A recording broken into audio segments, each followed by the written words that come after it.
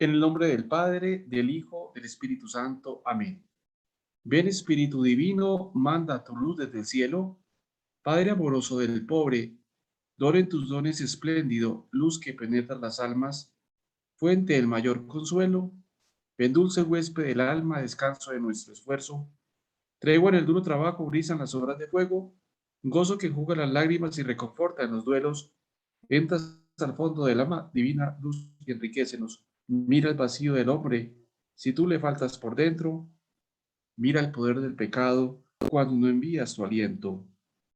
Riega la tierra en sequía, sana el corazón enfermo, lava las manchas, infunde calor de vida en el hielo, doma el espíritu indómito, guía al que tuerce sendero, reparte tus 7 dones según la fe de tus siervos, por tu bondad y tu gracia, dale al esfuerzo su mérito, salva al que busca salvarse, y danos tu gozo eterno. Dios te salve María, llena eres de gracia, el Señor es contigo, bendita tú eres entre todas las mujeres, bendito es el fruto de tu vientre Jesús. Santa María, Madre de Dios, ruega por nosotros pecadores, ahora y en la hora de nuestra muerte. Amén. Buenos días para todos ustedes. Entonces, vamos a ver en esta mañana la Biblia y la historia de la salvación. Un pueblo se prepara, un pueblo que se libera y se forma en alianza, un pueblo bajo la alianza. La Biblia y la historia de la salvación. El objetivo es descubrir las grandes líneas de la historia de la salvación y percatarnos de las constantes fundamentales que se dan en la historia de la salvación. La Biblia es la historia de la salvación. Con este nombre, Historia de la Salvación, entendemos la entrada de Dios en nuestra historia humana y en nuestra vida. Es decir, Dios se hace presente. Se hace presente en la historia del pueblo. Se hace presente en la comunidad. Y siempre está con el hombre. Es Dios que viene para conducir a todo hombre a su fin último, a su objetivo natural, que es el reino de Dios. Lo que significa que el que toma la iniciativa es Dios, como lo vamos a ver más adelante. Dios sale al encuentro de los hombres y toma la iniciativa. La enseñanza más importante, el mensaje que el Señor da en cada página, es que Dios interviene con su poder en la historia del hombre. Interviene siguiendo un plan, un proyecto determinado, desde la creación hasta el final de los tiempos. Fijémonos que esa intervención de Dios en la historia es una intervención amorosa, porque Dios se revela inspirado por el amor. Es decir, es el amor el que mueve a Dios a que se muestre en la historia de la salvación. Israel, este pequeño pueblo, fue el escenario de las acciones maravillosas de la salvación.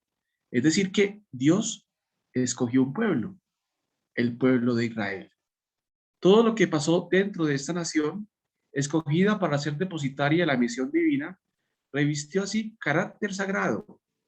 Todos los acontecimientos, hasta las leyes que reglamentaron la vida social y política, son interpretados y vividos como intervenciones salvíficas del Señor Yahvé. Y esto es muy importante. ¿Qué significa? Que todas las intervenciones de Yahvé son salvíficas. Es decir, Dios siempre nos quiere salvar. Siempre sale al encuentro de los hombres. ¿Para qué? Para que nosotros acojamos la salvación. Un ejemplo es el narrado en Éxodo capítulo 16 y 17, del maná en el desierto. Los estudiosos afirman que se trata de una resina dulce que sale en los meses de verano de los arbustos cerca del Sinaí. Para los ojos de todos puede ser una cosa natural, pero para los ojos del pueblo creyente, eso reviste un significado especial de la providencia y de ayuda de Yahvé. Así lo vio el pueblo de Israel, como la prueba de que Dios no los abandonaba. Es decir, el pueblo de Dios, el pueblo de Israel, mira la historia de la salvación a partir de la óptica de la fe. Y si decimos que es a partir de la óptica de la fe, decimos entonces que el pueblo confía en Yahvé, que el pueblo obedece a Yahvé, pero para obedecerlo lo escucha.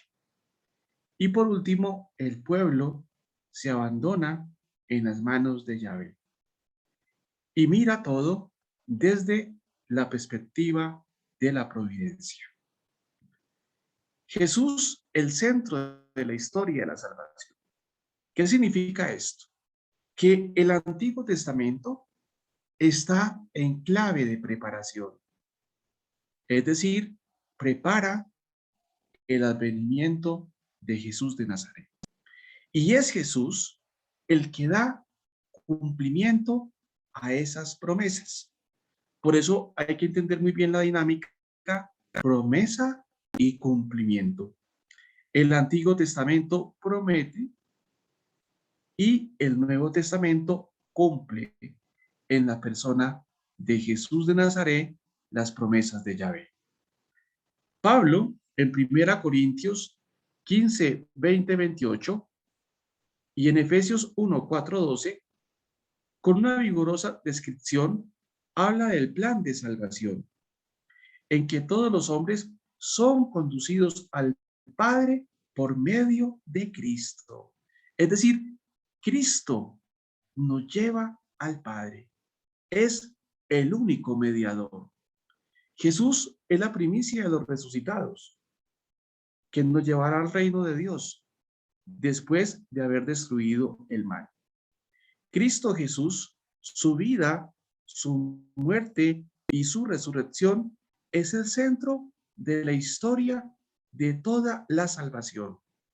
Ya lo veíamos en el curso de liturgia, como el misterio pascual, es decir, el misterio de la muerte y resurrección, es el centro de la vida cristiana. Entonces, fijémonos cómo este acontecimiento, el acontecimiento de la vida, de la muerte y de la resurrección, son el centro de toda la salvación.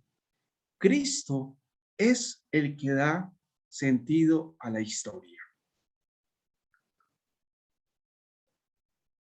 Por Él, con Él y en Él han sido creadas todas las cosas. Todo fue hecho por Él y con Él. Todo subsiste en Él. 1 Corintios 1, 15, 17. Es de suma importancia que quien se acerque al estudio de la Biblia tenga presente la relación que toda la historia tiene con la venida y la enseñanza de Cristo. El mismo Jesús lo recuerda a los discípulos de Emaús y les explicó todo lo que de él se hablaba en las Escrituras. Lucas 24, 25, 27. Es decir, que el que le da sentido a la Escritura es Cristo. Y nosotros como creyentes, como cristianos, debemos mirar todo desde una perspectiva cristocéntrica. Etapas de la historia de la salvación. Es decir, la historia de la salvación tiene unas etapas, lo que significa que es progresiva, que va de menos a más. La primera de ellas, que es muy importante, la preparación del pueblo de Dios. Dios prepara. Dios desde el principio ha querido la salvación de todos los hombres. Es decir, Dios no quiere que nadie se condene. Dios nos quiere salvar. Desgraciadamente, el hombre desde sus orígenes rechazó esa amistad divina, separándose así de Dios, enemistándose con sus semejantes y trastornando su relación con la misma naturaleza. A pesar de esto, Dios nunca abandonó a la humanidad caída en el pecado. Entonces aquí se muestran dos grandes verdades.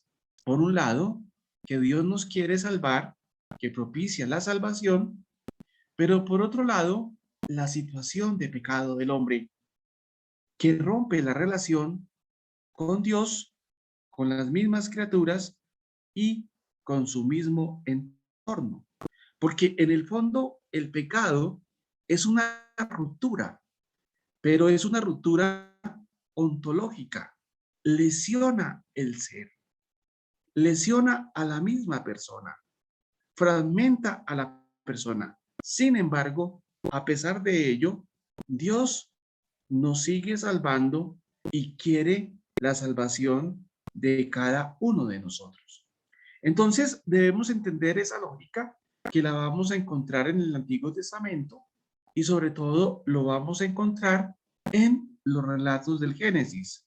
La creación, por una parte, y por otra parte, la ruptura del hombre con Dios, el pecado, que lesiona esa relación, y también la promesa, pues, que Dios va a seguir cumpliendo. Es bueno, como les decía en la primera clase, que miren la nota de la Biblia del Peregrino de Luis Alonso Chequel, porque como se lo decía esa vez, es una lectura, es un comentario fácil de comprender y que nos muestra el sentido del texto desde una perspectiva pastoral. La segunda etapa, Dios comienza por escoger un pueblo. Deseando la reagrupación de los hombres divididos por el pecado, Dios quiso formar un pueblo y para eso eligió a los patriarcas Abraham, Isaac y Jacob. Ellos son los portadores de las promesas que se harán realidad en un futuro. Promesas de descendencia, de la tierra y de la bendición a todos los pueblos. A través de los patriarcas, modelos de fe, esperanza y obediencia, Dios va preparándose un pueblo. Un pueblo que se libera y se forma. Los descendientes de los patriarcas se establecieron en Egipto. Allí sufrieron la opresión y la esclavitud. Clamaron a su Dios y él los liberó sacándolos de la esclavitud. Moisés fue el guía elegido por Yahvé su Dios para llevar a cabo esta empresa liberadora. Salieron de la tierra y marcharon por el desierto, rebelándose contra el Dios que los había sacado de la esclavitud. Dios los perdonó y les mostró su cuidado, proveyéndolos de las cosas necesarias, el pan, el agua, etcétera. En el desierto, pactaron una alianza con Yahvé su Dios y así quedó constituido y formando el pueblo de Dios. Fijémonos entonces la actitud de Dios, una actitud de amor que se refleja en el cuidado de su pueblo. Y podríamos decir que el Dios de Jesucristo, es decir, Yahvé, es el Dios que cuida, es el Dios que perdona, es el Dios misericordioso, es el Dios que sigue buscando al pueblo a pesar de que el pueblo sea infiel. Eso lo vamos a encontrar en las páginas del Antiguo Testamento, como Dios es infinitamente misericordioso. Un pueblo que vive bajo la alianza, que es una clave de lectura del Antiguo Testamento. Es decir, podemos leer el Antiguo Testamento y toda la escritura desde la clave de la alianza. De hecho, muchos exégetas alemanes han hecho la lectura del texto sagrado a partir de la clave de la alianza. Al conquistar la tierra de Canaán, bajo el mandato de Josué, se establecieron allí. Hubo momentos de gran fidelidad de Dios, pero poco a poco, no obstante, las amonestaciones de los profetas se fueron separando de Yahvé y olvidaron la alianza que habían pactado. Los poderosos explotaban a los débiles, utilizaban el culto y las instituciones religiosas para tener seguridad y pretender sobornar al Dios de la alianza. Por eso Dios rechazó a su pueblo con la destrucción de los reinos de Israel y de Judá. El exilio fue el castigo a la ruptura de la alianza. Entonces, fijémonos cómo en el Antiguo Testamento se presenta esa historia de amor, pero también esa historia de infidelidad, esas rupturas del mismo pueblo frente a la alianza, pero ahí seguimos viendo que a pesar de todo, Dios nos lo sigue buscando. Y por eso manda a los profetas. ¿Para qué? Para que los profetas anuncien la salvación, pero también denuncien todo lo que los hace infieles frente a Yahvé. Un pueblo bajo la esperanza de la nueva alianza. El castigo del exilio no es la última palabra del Señor. ¿Qué significa esto? Que la última palabra del Señor es una palabra de esperanza. Por eso debemos esperar en el Señor, a pesar de, sino que de nuevo les va a mostrar su misericordia, devolviéndoles a la tierra que habían perdido y dándoles la esperanza de una nueva alianza que no fallaría como la anterior. Fijémonos cómo la misericordia, como lo va a decir el Papa Francisco, es fundamental para poder comprender la lógica del Dios de Jesucristo y por ende del mismo Jesucristo. Dios que se mueve a compasión. Dios que a pesar de sigue buscando a su pueblo. Se compadece de su pueblo. Es rico en piedad y es lento a la cólera.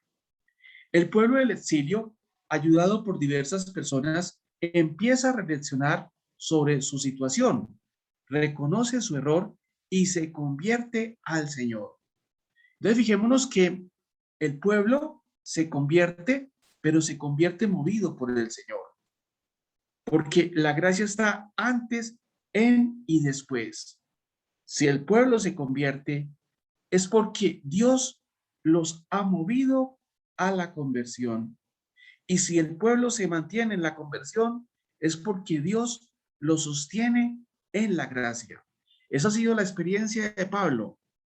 Pablo sabe muy bien que por él no hubiera hecho nada, pero él ha hecho mucho por la gracia que lo sostiene.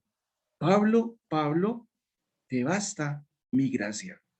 Entonces fijémonos cómo aquí hay que entender todo desde la gracia del Señor. Es Dios el que mueve al pueblo a la conversión, el que sostiene al pueblo, pero esa misma historia se repite en cada uno de nosotros. Porque si miramos el Antiguo Testamento y también el Nuevo Testamento, allí nos vemos reflejados en la historia de Israel.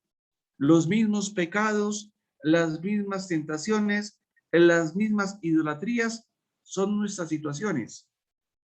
Y así como el pueblo experimentó el pecado, la ruptura, el fracaso, cada uno de nosotros también ha experimentado el pecado, la ruptura, el fracaso, pero también hemos experimentado la salvación de Dios que siempre sale a nuestro encuentro y que no se cansa de perdonar. En este periodo surgen las grandes figuras de los profetas. Fijémonos la importancia de los profetas como signo de la alianza entre Dios y su pueblo.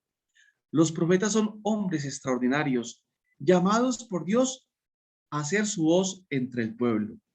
Su acción es especialmente recordar al pueblo la alianza que tienen con Dios, afianzar la esperanza en el Mesías y en su reino en medio del olvido y la triste suerte de Israel. Entonces, la función de los profetas, según lo que estamos escuchando y mirando, es recordar, recordar al pueblo la alianza y afianzar la esperanza en el Mesías y en el reino.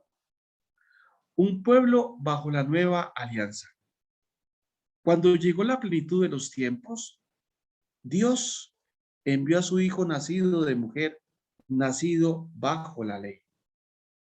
En Jesús se cumplen todas las promesas del Antiguo Testamento. En él llega a su plenitud toda la historia de la salvación. Eso es lo que nos va a afirmar la Dei Verbum, que los invito y las invito para que la lean, para que se den cuenta cómo en Jesús se cumplen todas las promesas. Con su presencia y manifestación, con sus palabras y obras, signos y milagros, sobre todo con su muerte y gloriosa resurrección, con el envío del Espíritu de la verdad, instaura y hace presente el reino de Dios. Se nos revela la misericordia de Dios, que es nuestro Padre, manifiesta y realiza la reagrupación de los hombres dispersos y divididos por el pecado. Agrupa en torno a sí discípulos y gente que lo sigue, formando con ellos la comunidad, el nuevo pueblo de Dios, abierto a judíos y gentiles. En su sangre sella la nueva y definitiva alianza. Entonces es en Jesús que se da cumplimiento de esas promesas que vienen del Antiguo Testamento. La historia de la salvación continúa en la iglesia. El cuadro de la historia de la salvación, que encuentra en Jesús su eje y su centro, continúa en la historia de la iglesia y de cada cristiano. Es decir, Dios nos sigue salvando a la comunidad, pero también nos sigue salvando a cada uno de nosotros. La iglesia es el nuevo pueblo de Dios, cuya cabeza es el mismo Jesús, y se conforma como pueblo real. Eso es, de reyes como pueblo profético y sacerdotal que marcha con su jefe Cristo hacia el reino de Dios. Por eso todos los bautizados somos profetas, sacerdotes y reyes. Las reflexiones quedan para que ustedes allá en su casa las hagan, las mediten y saquen conclusiones. Vamos a presentar una pequeña sinopsis o mapa conceptual de la historia del pueblo de Israel. Esta historia también la pueden encontrar en la Biblia de Jerusalén. La Biblia de Jerusalén muestra muy bien este mapa de la historia del pueblo de Israel. Entonces, sería bueno que ustedes allá en sus casas, si tienen la Biblia de Jerusalén, pues hicieran ese recordatorio de la historia de Israel. Y por eso se les manda los insumos, los libros que hemos mandado, para que ustedes se detengan en este punto y vayan comprendiendo las fases de la historia de Israel con sus grandes representantes y con los mensajes de cada época. Vamos a empezar con la primera, es la etapa patriarcal hacia el año 2000 antes de Cristo. Allí lo importante es que Dios prometió a Abraham que sería padre de un gran pueblo y que daría a sus descendientes una tierra donde instalarse, la tierra de Canaán. Entonces, la primera etapa es la etapa patriarcal. ¿Cuáles son los patriarcas? Abraham, Isaac y Jacob. Pero el más importante es Abraham, porque recordemos que Abraham es el padre de la fe. Viene un segundo momento, que es la esclavitud y el éxodo de Egipto, 1234, 1031 antes de Cristo. Estas son fechas aproximativas, pero hay que más o menos conocerlas para ubicarse en la historia de Israel. ¿Cuál es la temática de esta época? Antes de instalarse en Canaán, los israelitas vivieron muchos años en Egipto, trabajando como esclavos. A pesar de ello, seguían creyendo en la promesa de Dios. Moisés sacó a los israelitas de Egipto y los condujo a la tierra prometida. Entonces, nos vamos encontrando con dos grandes personajes. En la etapa patriarcal, ya lo hemos dicho, Abraham es el gran personaje, el padre de la fe. En la época de la esclavitud y en el éxodo de Egipto, el gran personaje, el gran representante es Moisés. Después nos vamos a encontrar con la época de los jueces y el inicio de la monarquía hacia el 1200, 931 antes de Cristo. Instalado en Canaán, el pueblo israelita, gobernado sabiamente por Josué en los primeros tiempos. Después los jueces fueron los encargados de guiar al pueblo y salvarlo de los peligros que lo acechaban. Tras el periodo de los jueces, se instauró la monarquía en la que destacan las figuras de ¿quién? De David y su hijo Salomón. Esa historia de David es una historia maravillosa porque allí se muestra la constante presencia de Dios, aún en los momentos difíciles y en los momentos de pecado de David. Y como les digo, es una historia que valdría la pena porque en esos relatos también se muestran las fracturas de todos los seres humanos, los caprichos, los vicios, los pecados, pero también la gracia de Dios que sigue asistiendo a pesar de.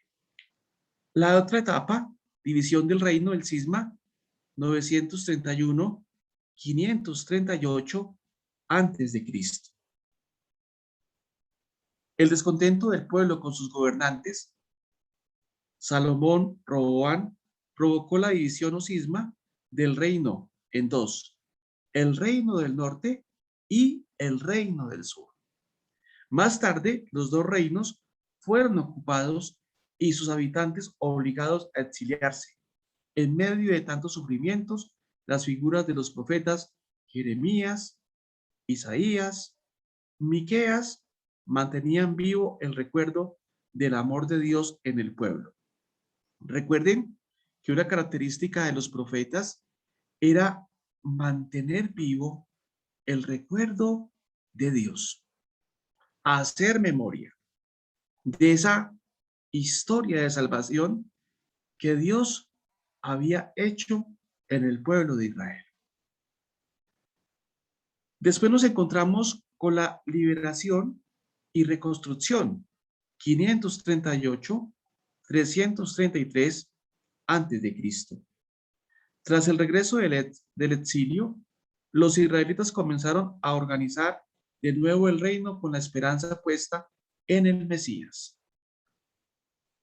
Luego viene el dominio griego o heleno, 333, 63 antes de Cristo.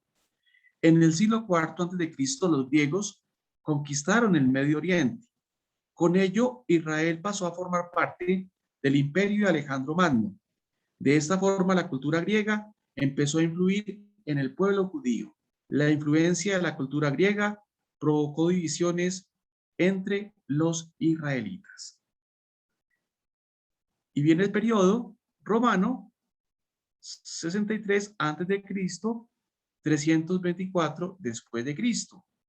Con la conquista de Jerusalén por parte del general romano Pompeyo, comenzó el periodo de la denominación romana que duró varios siglos. Durante este periodo, el pueblo se vio envuelto en luchas, persecuciones. Tuvo lugar la destrucción del templo. Esta etapa terminó con la proclamación de Constantino como emperador.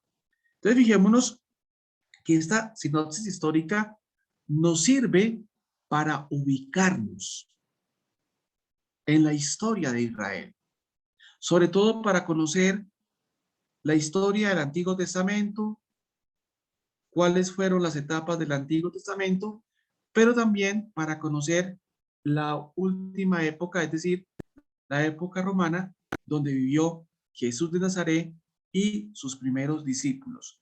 Vuelvo a decirles que esta sinopsis también usted la puede encontrar en la Biblia de Jerusalén, pero nosotros, además de esto, mandamos insumos para que ustedes sigan profundizando allá en su casa. Vamos a el otro capítulo, un pueblo se prepara. Creación, orígenes y patriarcas. Objetivo, descubrir cómo Dios tiene un plan con toda la creación y sobre todo con la humanidad entera. Este plan va completándose en la elección de los patriarcas, que son los antepasados del pueblo escogido para ser mediadores de bendición para toda la humanidad. Y vamos con el primer aspecto que es muy interesante, creación y orígenes, el proyecto de Dios. El hombre, criatura de Dios, ha sido llamado a realizarse en tres planos distintos, pero íntimamente ligados, en su relación con Dios, con sus semejantes y con las cosas. Es decir, ¿qué hizo el pecado? El pecado lesionó esa relación con Dios, con los semejantes y con las mismas cosas. Pero, ¿qué busca la creación? Busca una armonía que se da entre Dios, los semejantes y las mismas cosas. Con relación a Dios, el hombre ha sido creado por él, a su imagen y semejanza.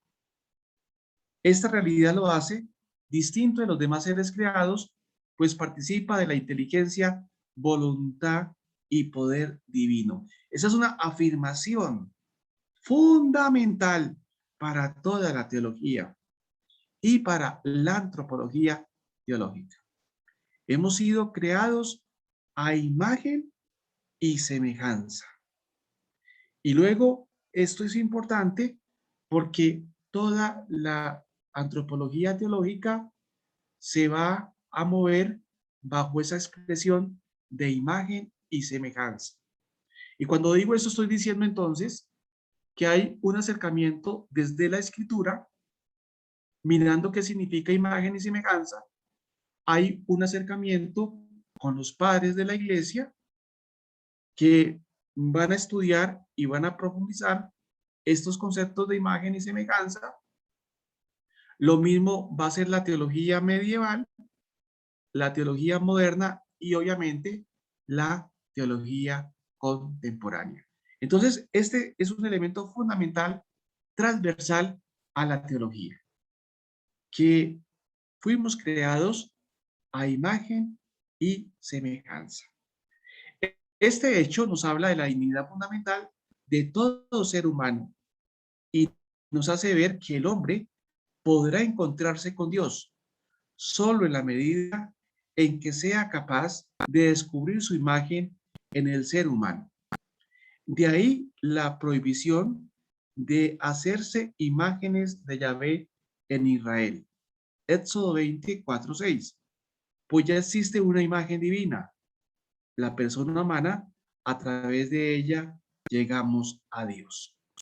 La realidad de la imagen y semejanza divina va preparando también la plena revelación sobre el hombre que nos la hace Jesús, el hombre perfecto, que toda persona está llamada a participar de la misma vida divina, que el ser humano no solo es criatura, imagen y semejanza divina, sino sobre todo hijo de Dios.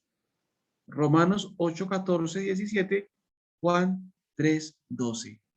Recuerden el Evangelio de Juan, ya no llamo siervos o llamo amigos, y la importancia de sentirnos hijos de Dios. Pero si nos sentimos hijos de Dios, significa que nos sentimos amados por Dios, porque somos sus hijos. Con relación a los demás seres humanos, el hombre ha sido creado para vivir en la unidad y la comunión. Fundamental. Ha sido creado, hemos sido creados para vivir en la unidad y la comunión. Y recuerden que el concepto de comunión es fundamental para entender a la misma iglesia. Por eso la iglesia es comunión, para entender la lógica de la Trinidad. La Trinidad está en una perfecta comunión. Y también para entender la vida de nosotros con Dios y con los demás, que debemos vivir en comunión, debemos vivir en comunidad. Encontró en la mujer ese auxiliar que el varón necesita para no vivir en la soledad. Estamos hechos para vivir en comunión. Varón y mujer poseen una dignidad e igualdad y están llamados a complementarse. El hombre, por vocación divina, debe ser guardián de su hermano, llamado a construir la unidad. Cuando olvida, desprecia o rechaza esta relación fraternal y atropella o no vela por la dignidad de sus semejantes, está oponiéndose al plan divino. Esto es muy importante porque en el fondo que se nos está diciendo en términos contemporáneos, la alteridad, la importancia de estar abiertos al otro, porque en el otro encontramos a Dios. La importancia de animar a la comunidad, pero animar a la comunidad ¿desde qué perspectiva?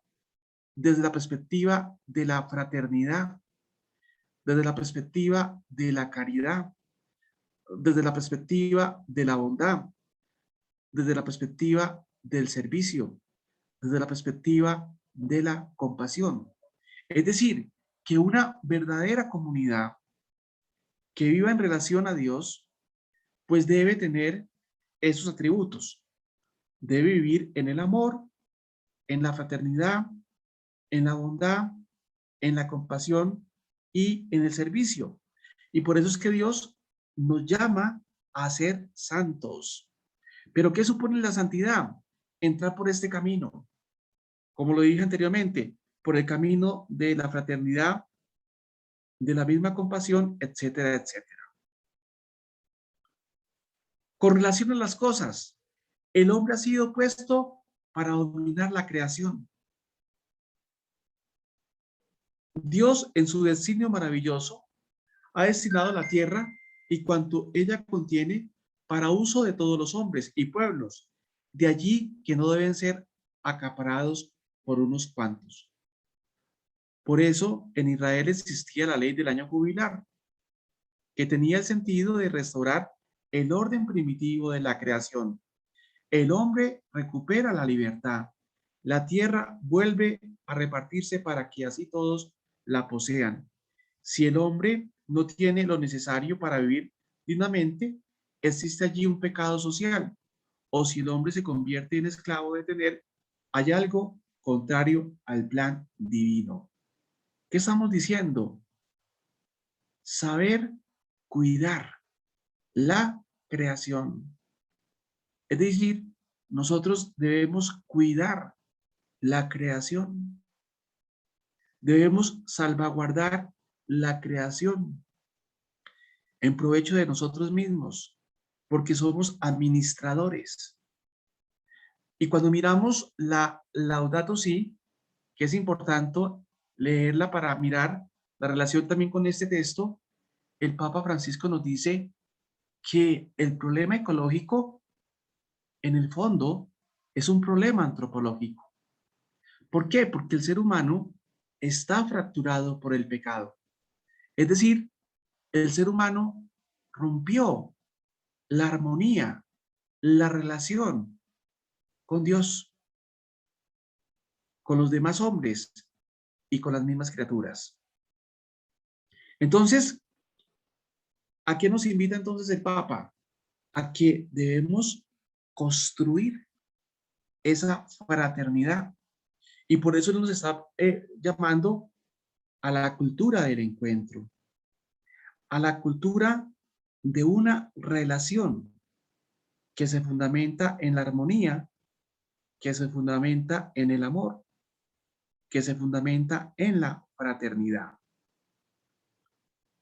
La respuesta humana al proyecto divino, el don de Dios, su plan sobre nosotros, encontró un eco de egoísmo y orgullo en el hombre que no se contentó con ser semejante a Dios, sino que quiso ser igual a Él, intentando inútilmente borrar la distancia y la separación de su Dios, desobedeciendo su mandato. Es decir, se presentó la rebelión del hombre frente a Dios. El hombre cayó en el egoísmo, es decir, se cerró a Dios. Y por eso en Jeremías se dice claramente, bendito aquel hombre que coloca la confianza en el Señor. Somos bendecidos, somos benditos cuando colocamos la confianza en el Señor, cuando dependemos únicamente de Dios. Pero somos malditos cuando colocamos la fuerza en nuestra carne. Es decir, cuando nos encerramos en el egoísmo. ¿Por qué? Porque el egoísmo nos conduce a la muerte. Una persona egoísta se cierra a Dios, se cierra a la trascendencia y podríamos decir que cae en una inmanencia a secas, donde la trascendencia pierde su sentido. Y entonces el hombre, en vez de girar alrededor de Dios, que le daría plenitud, que le daría sentido a su propia vida, gira en torno a su propio quehacer mundano. Y por lo tanto, se pierde. Y ya sabemos que la única manera de tener una existencia digna, salvífica y abierta a Dios implica vivir de Dios. Y allí entonces está la experiencia de los santos, que nos debe animar a ser santos.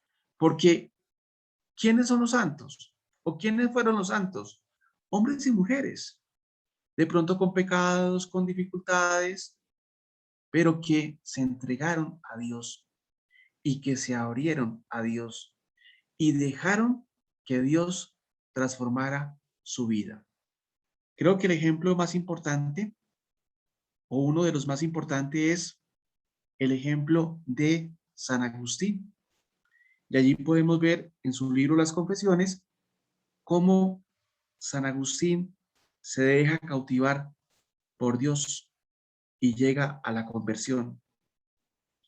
Y así muchos otros. La misma historia de Pablo. Ya no soy yo el que habita en mí, sino Cristo Jesús. Al romperse la relación con Dios, se rompe también la relación con los demás seres humanos y con la misma naturaleza.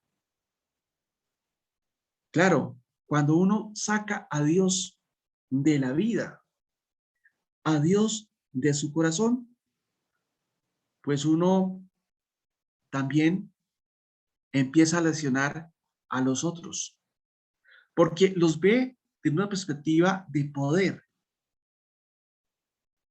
y ya no vemos a los otros desde una perspectiva de fraternidad, sino vemos a los otros como personas que nos benefician y que deben estar al servicio de nosotros. Y entonces la lógica de la misericordia, la lógica del servicio y la lógica del amor se destruye porque no nos interesa. Nos interesan nuestros propios intereses, nuestras propias cuestiones y no estamos abiertos al otro. Y allí empieza entonces el pecado. Y aquí Pablo entonces nos va a decir claramente las dos clases de hombres, los hombres de la carne y los hombres del espíritu.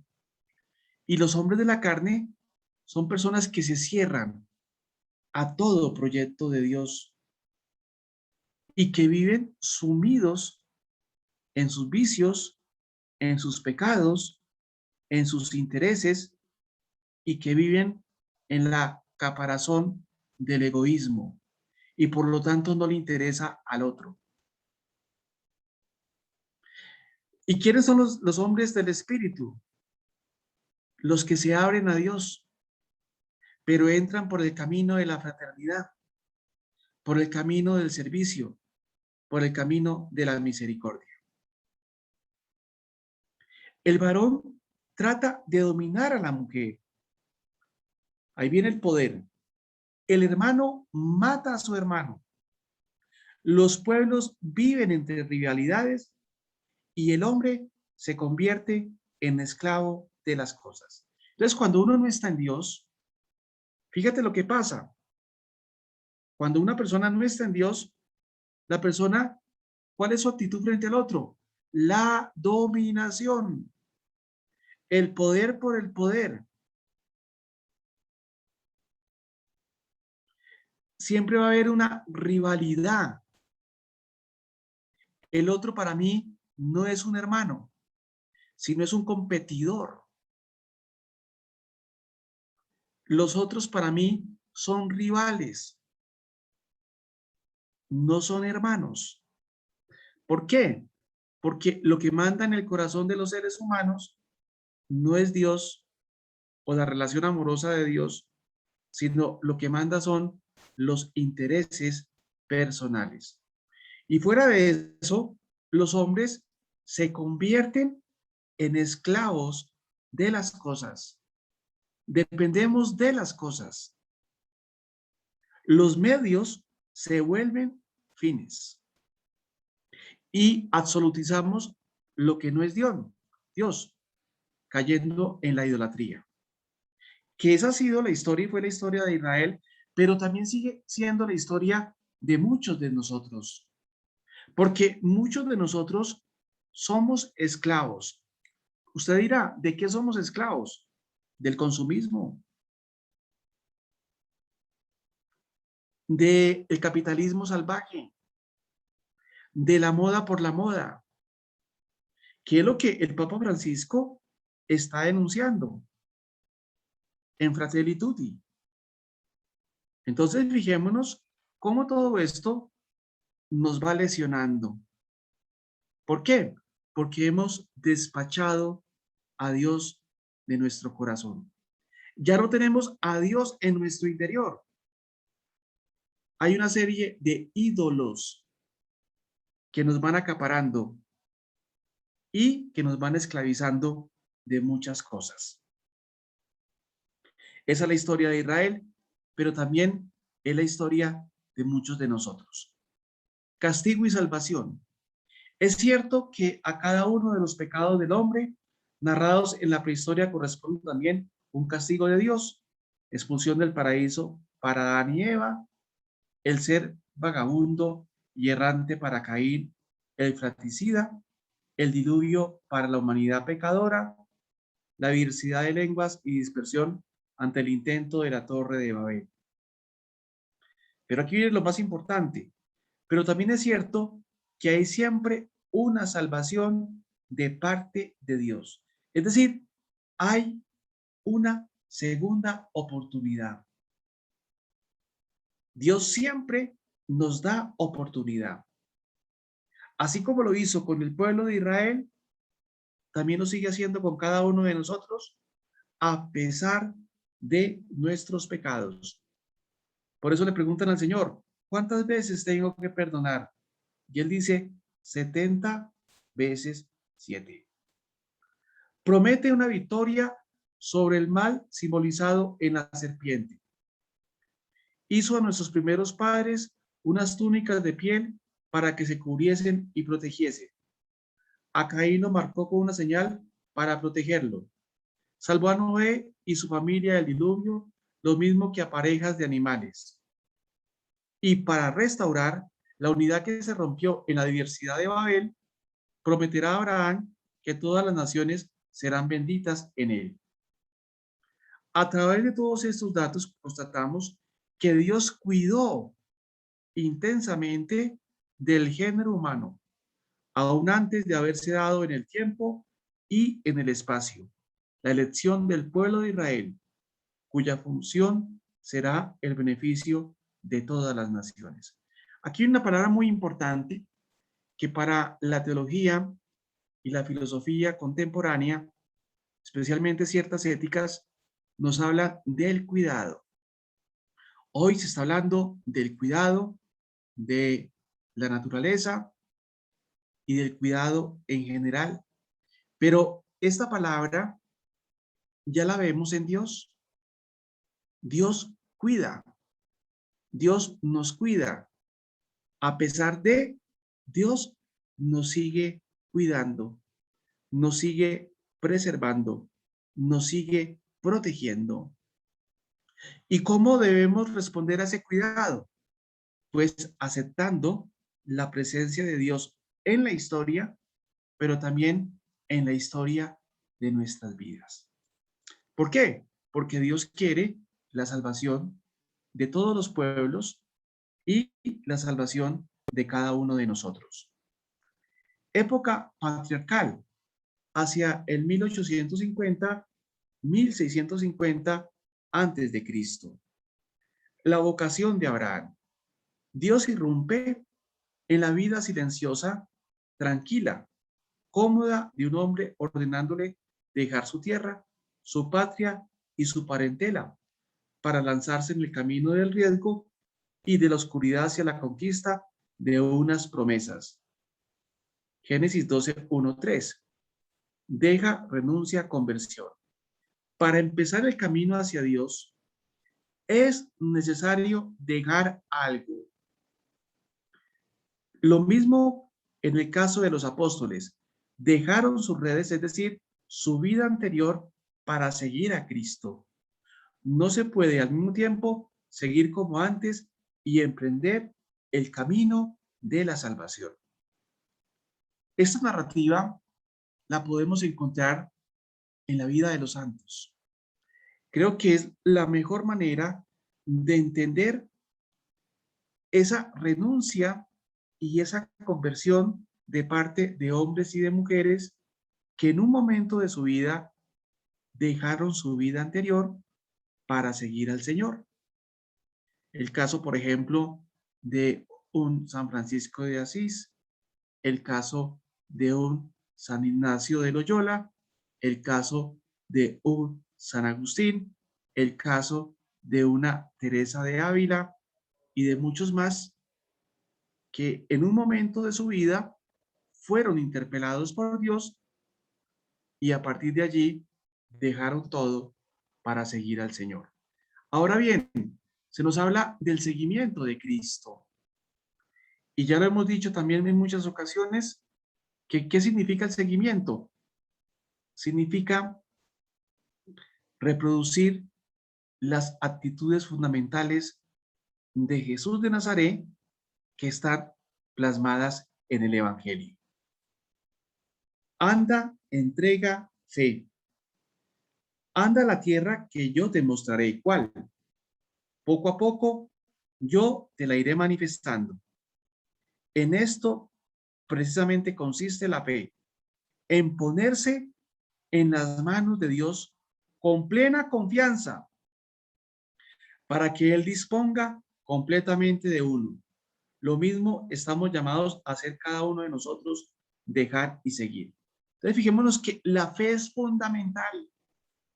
Y como lo hemos dicho también en varias ocasiones, la fe implica confianza, escucha y obediencia a la palabra de Dios y abandonarse en las manos del Señor, que fue lo que hizo Abraham, pero también fue lo que hizo María. En Lucas, capítulo 1, 26, 38, el último versículo 38, he aquí la esclava del Señor. Entonces, la fe es importante. Y por eso nosotros como los discípulos debemos decirle al Señor, Señor, aumentanos la fe, aumentanos la fe. Y debemos cultivar la fe, porque la fe es un don, es un regalo, pero hay que cultivarlo, hay que protegerlo, hay que salvaguardarlo, hay que acrecentar la fe en el Señor.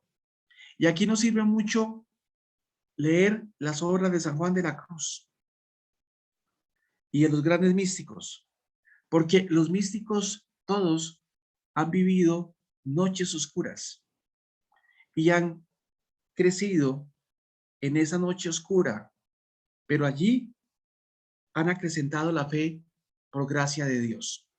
Entonces, vale la pena hacer esas lecturas para comprender qué significa la fe. La fe implica una experiencia de Dios. Una experiencia de Dios que sobrepasa a todos los razonamientos. Y creo que es bueno leer a estos místicos para también nosotros, con la gracia de Dios, emprender ese itinerario de la fe, que en muchas ocasiones es dolorosa, es insípida, pero es el camino para llegar a Dios. Se convierte para Abraham en mandato, promesa y anuncio. Una triple promesa domina el relato de su vocación: tierra, descendencia y bendición en él, de todas las naciones del mundo. Estas promesas atraviesan todo el periodo patriarcal.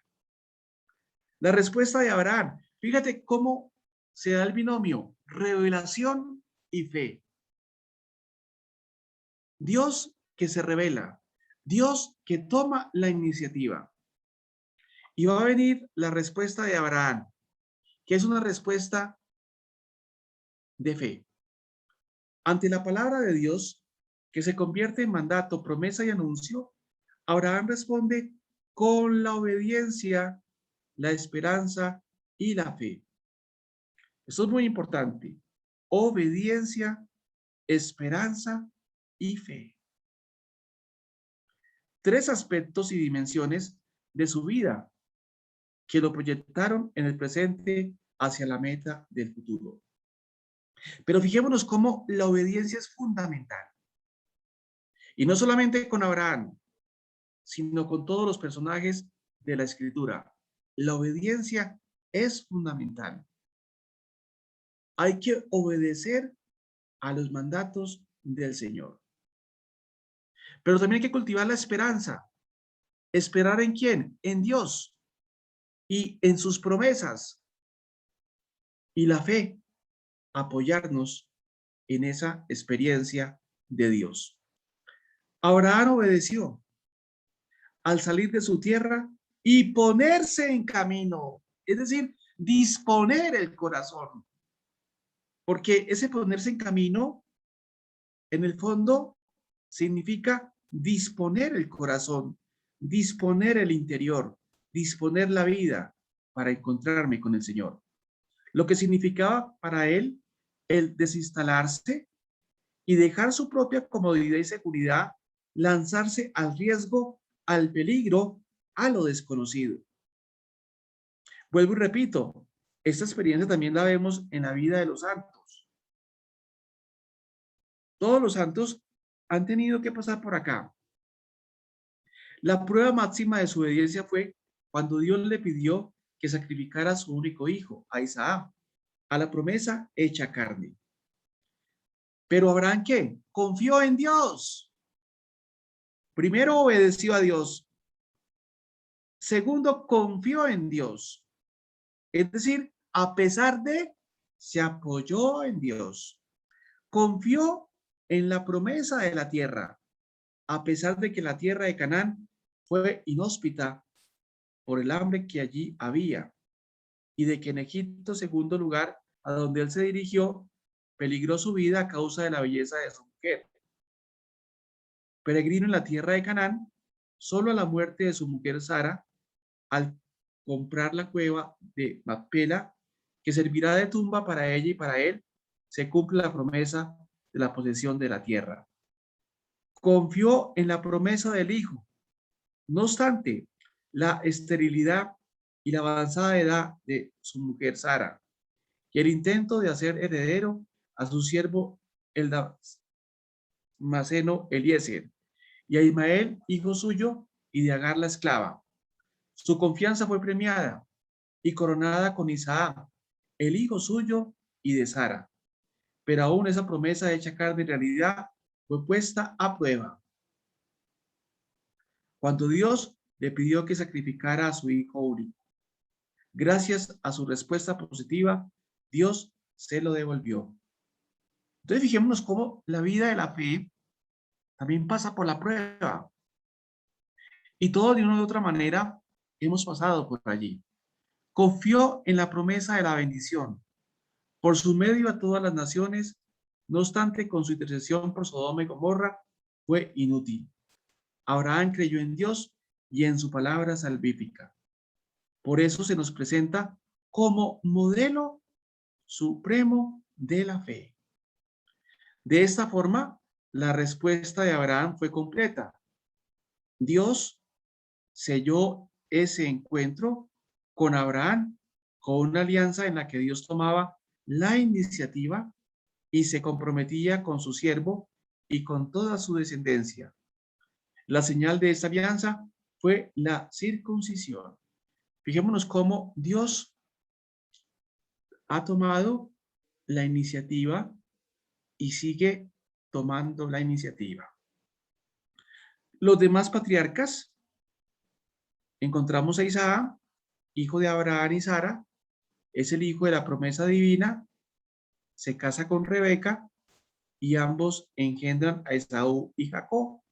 Jacob se queda con el derecho de la primogenitura y recibe la bendición paterna.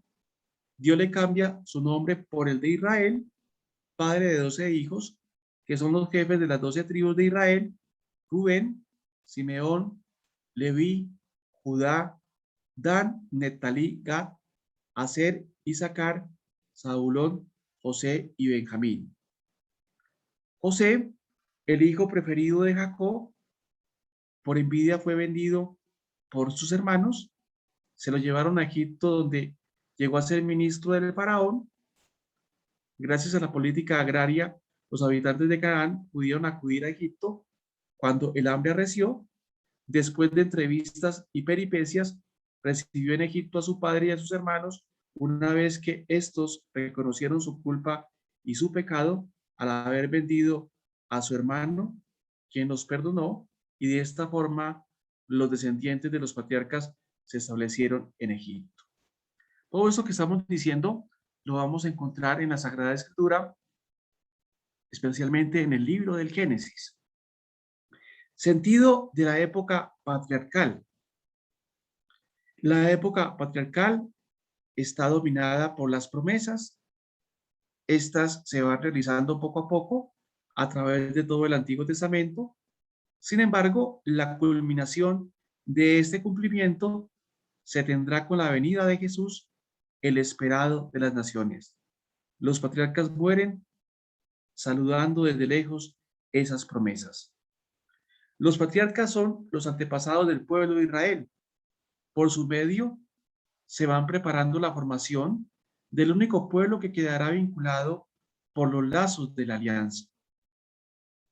Aun cuando quizá pertenezcan originalmente a diversos grupos étnicos, sin embargo la fe posterior los ha visto formando una sola familia, pues de alguna manera ellos han preparado al pueblo que después vivió unido. Los patriarcas son modelos de respuestas al plan de Dios, como lo vimos ya en el caso de Abraham. Y vienen las reflexiones, pues para que ustedes las hagan en la casa. Para dentro de 8 días, seguimos con los otros 2 capítulos. Entonces, muchas gracias por habernos escuchado. Reciban el material. Ojalá que lo sigan estudiando. Para esta semana mandamos un libro, La Biblia en su entorno, y toda la escritura en el año litúrgico, es decir, los relatos, los libros que se leen en el transcurso del año litúrgico. Muchas gracias.